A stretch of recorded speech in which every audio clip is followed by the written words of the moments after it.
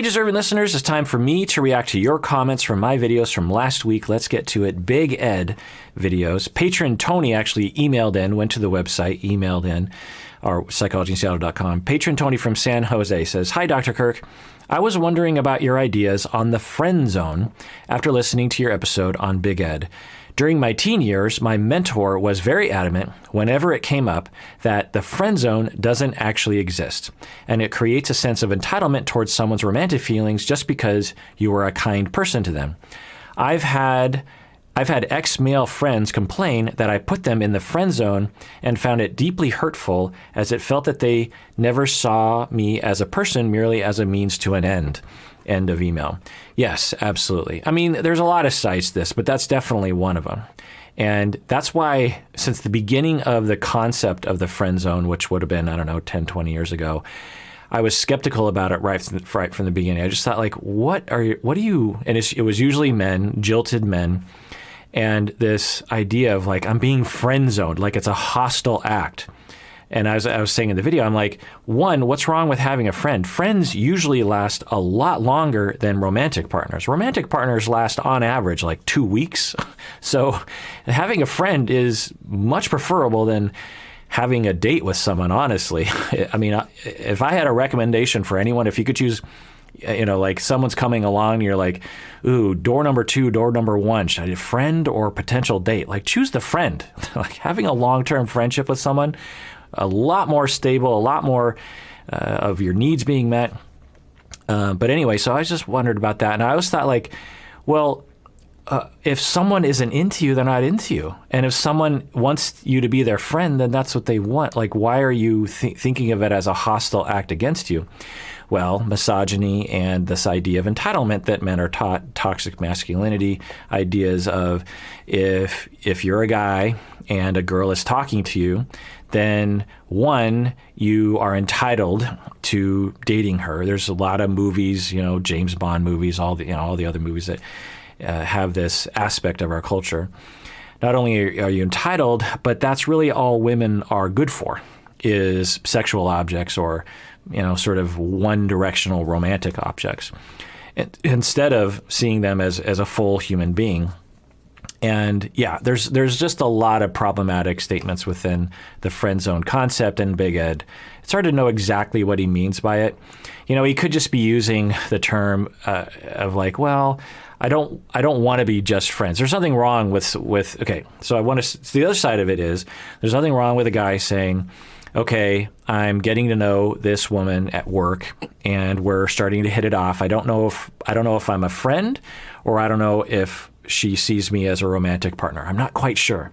I really hope it's a romantic partner because I'm very attracted to her and I really like her personality and I want to see how we would, mesh together romantically.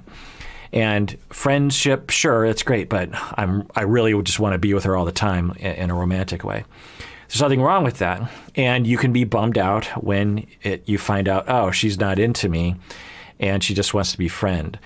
I wouldn't phrase it, I'm being friend zoned, though. I would phrase it as she's not into me. And there's a lot of problems in our society with the internet today of, someone not being into you. And there's all these phrases that are starting to pop up as a way of diagnosing the other person. There's a lot of situations we go through when we feel rejected, when we feel dumped, either in the beginning of a relationship or after a number of years. There's infidelity. There's a lot of pain. It's been going on since the beginning of romantic life with our species. I'm quite sure of it. But we have this new trend of when we are jilted, when we're dumped, when we're rejected, we want to diagnose the other person. Oh, feminism is getting in the way, or malignant narcissist, or I'm being friend zoned, or that person is gaslighting me. And those things might be true. They can be true, but they're not very common is the thing. Anyway, Mrs. Fluffy says, I will never be against men crying, but to me, how would you feel that a person you went on a first date with just started pouring their deepest stuff onto you and crying on the first date? Personally, I would think this person is moving too fast and is not ready for a relationship. My thought would just be this person has issues they need to work out and they are not ready for a relationship. Well, Ms. Fluffy, I will respectfully disagree. Now, for you, Ms. Fluffy, if you want to, have that preference, then 100% I will support you on that. For you, if someone starts to cry on the first date and you're just like, peace out, then totally. That's, romantic preference, relationship preference, totally fine. But to say that if any man cries on the first date, 1, they're moving too fast. 2, they have issues they need to work on before they start dating. And 3, they're not ready for a relationship. Those are not empirical, scientifically proven ideas. In fact, I would say it's the opposite. Because what's the reverse? Well, the reverse is you have a lot of men who are clamping down on their feelings and they don't cry in any situation. Even when they should be crying, even though they want to be crying, they can't cry in any situation. So if you're on a first date with a man and he's not crying at all, which one is it? Is it that he can cry, he's capable of that, or is it that he actually has never cried over the past 20 years and he has a lot of issues? So the fact that a man isn't crying isn't a guarantee that there isn't something wrong. Plus, what's wrong with crying? You're on a first date. What's wrong with laughing? What's wrong with feeling sad? When you're on a date, you talk about a lot of things, and you might actually kind of be triggered to think about like, hey, I'm on a first date right now. I kind of remember what my last relationship was like, and it makes me sad, and I'm crying. It's not a big deal. For you, Ms. Fluffy, if you don't want to date someone on the first date like that, then 100%. That's totally fine. But this idea that and I find it to be highly problematic. So I would guess 99% of people agree with you, Ms. Fluffy, that if you did a poll on the internet to say like, okay, I went out with a guy, first date, and he started crying about his past relationships. What should I do? I'm going to take a guess and say 99, if not 100% of people would say, run. He's got issues. He's got baggage, major red flags. Why? I don't see the connection. Crying is a good thing. People should be crying every day. There's something to cry about every day. And if you're on a first date and it's 3 hours long and you're laughing and you're crying and you're talking about all these things, what is the problem? It's just the cultural notion, particularly on men. I want to say, as a man who has been oppressed to never cry, this idea that you're broken and you're not ready for a relationship, I find to be hurtful to me as a man and makes me very angry, as you can tell. So if you don't want to date someone on the first date, you're just like, not my style, totally cool, 100%, I will back that up every day. But to say all men crying on the first date is a problem is part of the problem. The Giddy Owl says, Dr. Honda, thank you for calling out the brother's BS. So this is Big Ed's brother. Dr. Honda, thank you for calling out the brother's BS about what? She didn't kiss you on the first couple of dates? Everyone goes at different speeds. Yes, the Giddy Owl, absolutely. This idea that you need to kiss within a certain amount of dates is silly. I get where Ed was coming from on a certain level because he's like, are we friends? Are we dating? And one of the ways you can really differentiate between those two is if we're kissing, then it's romantic. If we're not kissing, is it romantic? So that's fine for people to be concerned with that. But the brother and his idea of just like, oh my God, like something is completely wrong with the situation. What is going on here? It's like, some people it takes 10 dates to kiss. It's fine. Kalani and Asuelu. We are at the point in the story where violence is starting to happen between, Asuelu's family and everyone else. Lucy says, the moment she said, so this is the mom, I think, Asuelu's mom. The moment the mom said, I don't care about the kids, show me the money. Okay, so the mom says, essentially, I don't care about the kids, show me the money. I would be done AF.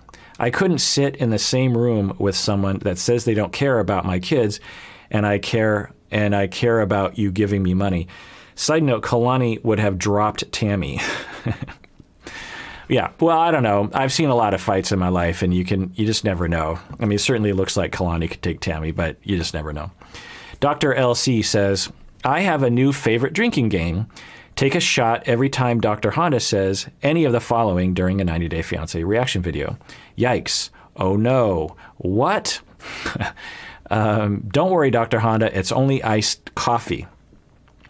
Hey, Dr. LC, you're a doctor. You're cool, man. If you want to drink alcohol every time I say yikes or oh no or what, then go for it. It's a free country. Rochelle says, not to mention daycare is so expensive. So they're saying, go to work, Kalani, so you can earn money so you can pay us, and you'd have to pay for daycare. Not to mention daycare is so expensive. She would have to make enough to cover daycare and then also pay his family. She would rather send money to the church than her grandchildren. Yeah, there's a lot of, I don't think the mom is going to get a lot of sympathy, or Tammy is. Goddess of Wine says, does anyone find it disturbing that they are always fighting in front of their kids and verbally abuse each other in these episodes? Yeah, so Kalani and Asuelu often are fighting in front of their kids. Not a good idea. Judge Gina says, Dr. Honda, we need a follow-up if the Podwife thinks she is able to take down the pod host. In my humble opinion, total speculation, I've got $5 on Stacy. So I actually don't remember what I said. Apparently I said something along the lines of, if me and my wife got in a fight, who would take each other down? See, to follow up on the Podwife thinks she's able to take the pod host. So I must be the pod host, right? So I texted the Podwife and asked her what if she thinks she could take me, and she said, of course. Kalani and Asuelu, more videos here. Queen Oblivia says, I love Dr. Honda's face when someone says something functional and then says, let's go to therapy about it. So in the show, something functional will happen, and then they'll say, maybe we should go to therapy. The progression of facial expression on Kirk's face is like if you tell a kid, you're not going to school today because we have to go get ice cream to eat on our drive to Disney World. It's a joy to watch, right? Yeah, I mean, I have so many hopes for these people, and when they do anything functional, I'm happy, like I'm getting ice cream. And then when they say they're going to therapy, it's like I'm going to Disney World. Mel says, when there's conflict between my husband and myself, especially if he realizes that he is in the wrong, he will take a nap. So this is in reference to Asuelu taking a break and that kind of thing. So when there's conflict with me and my husband will take a nap. It used to drive me crazy, but it's how he copes, so I respect that. After some time, he will find me and love on me. We may not overtly discuss the conflict at the moment, but we show each other that we still love each other. And within the next day or two, we will have a good conversation about the issue. Asuelu may just need to process his thoughts and feelings before attempting to resolve their conflict. I wish Kalani would have enough sympathy for him to realize that what works for her may not work for him. Yeah, interesting. Now, Asuelu could do better by explaining to Kalani, I need a break, honey. I'll be back for sure. I don't think Asuelu does that. There's nothing wrong with taking a break, but you have to be responsible before you take the break. Jamie says, Doc, you are rubbing off on me. I am communicating so much better with my partner. Acknowledging each other's feelings has not only helped tremendously, but we are also creating a better pattern. Jamie, great. Lizette says, Dr. Honda, thank you so much for being an inspiration. I tried therapy for years when I was younger and had bad experiences with 4 different therapists. Watching you has given me hope that I can find a therapist as great as you, so now I'm on the hunt for a new one. Great, Lizette. Also, yesterday I submitted my application to a clinical mental health counseling master's program, hoping I'm accepted so that one day I can help people like you. Thank you so much for having a positive impact on my life. Lizette, it's fantastic. By the way, little advice. If you are rejected on your application, do not take it personally. My program, we reject people all the time. And some of the people that we have rejected have been eventually accepted because of space and have gone on to become some of the best therapists in the world. So, an application is a very hard thing to read as a university. You're basing it on a really weird interview or a very short essay, or you're looking over letters of recommendation, and there's limited space in a program. So I've seen people just take it so hard when they get rejected, and I'm like, I'm the one who rejects the files sometimes, and I'll tell you, it's hard to make it. You're just like, well, because what we have to, we don't reject files necessarily, but what we do is we rank all of the applicants, because say you have 20 spots and you have 50 applicants. Well, you have to say, from 1 to 50, you rank everybody, and then the top 50 in the ranking gets in. Well, what if you're 21 and and there's really no difference in terms of your application at 21, and as the 5 and the 21's seed or spot, there's not that much difference, but just because of the threshold, you're not in. So if you're really into the career, please, people, do not take the application rejection as some indication that you're not made for the field. If you want to do it, set your sight on it and make it happen. And feel free to email me at contact go to the website, click on the contact button, email me through there, and maybe I can give you some tips on applications. Well, while I'm on the topic, if anyone's still listening, is you want to exhibit that you are differentiated. So you have the ability to take responsibility for your issues. You want to exhibit that you're very good at taking feedback from other people, because that's a huge factor when we are, at least at my university, when we're reviewing applicants, because one of the biggest things that burgeoning therapist needs to be able to do is to take feedback, because there's a lot of feedback. And it's extremely difficult to work with a student who won't take feedback. You want to be, at least in my neck of the woods, you want to be a little up to date on social justice issues, because when you're treating clients and you're participating in unconscious privilege, then you can harm clients. And so having some knowledge of that, how your own privilege works out, some language familiarity, oppression, internalized oppression, privilege, these kinds of words, just be comfortable with them on some level. Your writing also has to be pretty good.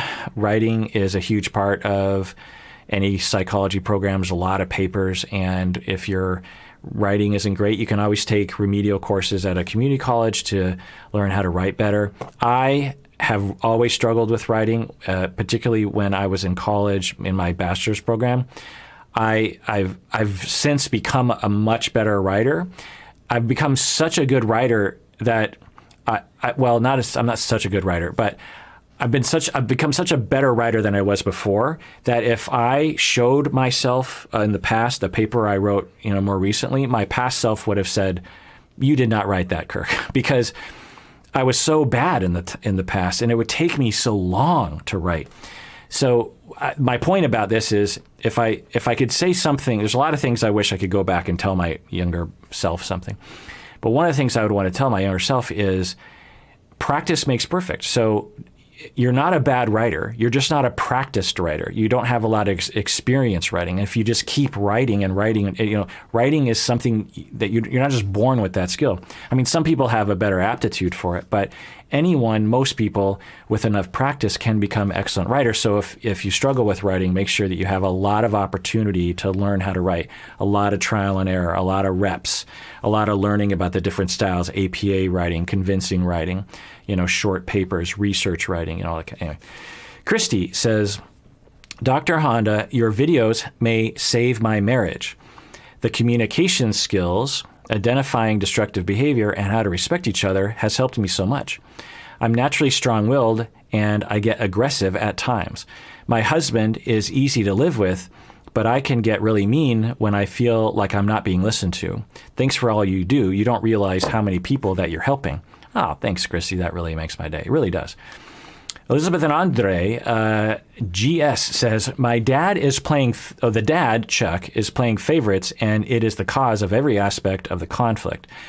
Charlie feels like he worked hard to establish a strong relationship with Chuck, but Andre gets a free pass because of his association with Libby. It's not fair at all. I would be beyond aggravated. Right. So absolutely, if that's the case, and Charlie is being treated unfairly, then Charlie has every right to be upset. But to be upset at Andre is a little strange.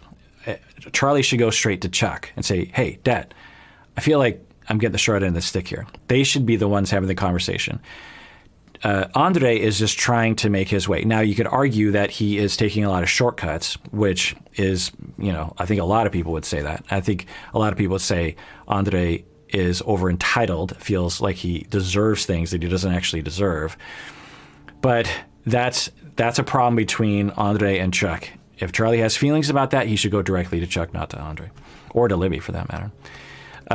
Rocky Lady says, it seems Andre does not want to work his way up in his career. He seems to think he should come in at the top with the highest pay. Yeah, agreed. Amy says, I wonder if part of the issue is that Andre's life experience so far has convinced him that hard work and good skills are not rewarded, that you need social connections to get ahead in the world. His account of his experiences as a detective in Moldova could have shaped that view. That's a great point, Amy.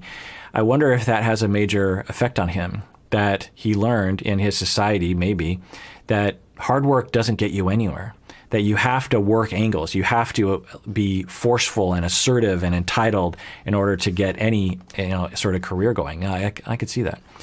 Mike and Natalie. Nilu says, good old Nilu says, me and my fiance always try the Dr. Honda says be corny method and it works. Me and my fiance always try the, quote, Dr. Honda says be corny method and it works. Yeah, be the corn, people, be the corn. Trash Lord says, it makes me feel a lot better hearing about how people will laugh when they're anxious or stressed, because Natalie was laughing, I think because she was stressed out. I developed laughing as a coping mechanism because I was told not to cry as a child. So I would constantly laugh when I was injured or when a friend was injured, etc. I felt so awful about laughing in those situations, but I couldn't stop. I lost a lot of friends when I was in grade school because of this. As for making jokes during arguments and whatnot, so just chiming in here, right. So Trash Lord is saying, yeah, I was not allowed to cry, and so I had to have my emotions come out in these other ways, sometimes by laughing. It wasn't that I wanted to laugh at these people, it was just because I couldn't cry, and so it had to come out somehow. And then a lot of people misinterpret that, yeah. As for making jokes during arguments and whatnot, I watch you a lot and make sure I can apply that in my relationship. I'm gay, and my boyfriend and I don't get into arguments really, but when either of us are upset, usually we'll make a joke to at least cheer the other up. It works well. Yeah, good for you, Trash Lord. Lana says, oh wow, I feel really sorry for Natalie. It's like she's being pushed to her limits. Yeah. Jennifer says, in the middle of a disagreement with my husband, I will call him a jerk face. It never fails to cause us to laugh hysterically, and usually we can't remember what we were disagreeing about to begin with. Thank you, Dr. Honda. I can't tell you how much joy that gives me, Jennifer. So in the middle of a disagreement with your husband, you will call him a jerk face, you start laughing, and then you forget why you were fighting to begin with. That's great. Liz says, I absolutely have a tiny Dr. Honda with angel wings that sits on my shoulder and helps me guide in communicating my emotions. Just the other day, I had a difficult conversation with my partner, and for the first time in my life, I watched it play out in a helpful and healthy way. It was almost an out-of-body experience watching a healthy communication pattern happening in the moment. I felt like a little kid who just realized she's pedaling and riding her bicycle without the adult holding the back of her seat. Like, oh my God, I'm doing it. And then after it all wound down, I shared that imagery of the tiny Doc Honda on my shoulder helping to guide me, and we both had a good laugh. Thank you so much for sharing all your knowledge and experience and putting it out there on YouTube for free. You have changed my life. Wow. Liz, I'm so happy to hear you describe that. It's like I'm there with you. That's amazing. So you're trying it out and you're like, okay, I'm gonna try it. I'm gonna try to have a difficult conversation, but healthy. And I'm gonna do all the things. I'm gonna own my feelings. I'm gonna be differentiated. I'm gonna apologize well. I'm gonna be nice. I'm gonna, listen to the other person. I'm gonna be tentative. All the things that you're doing. And as you're doing it, it's an out of body experience. because it feels so good, and you're like, oh my God, I'm getting chills just thinking about it. Oh my God, I'm riding on the bicycle without any help. I'm doing it. And yeah, wow, lots of chills, Liz. I'm so happy for you, so happy. I mean, that's why I do this thing. And everyone out there, please take care of yourself because you deserve it. You really, really do.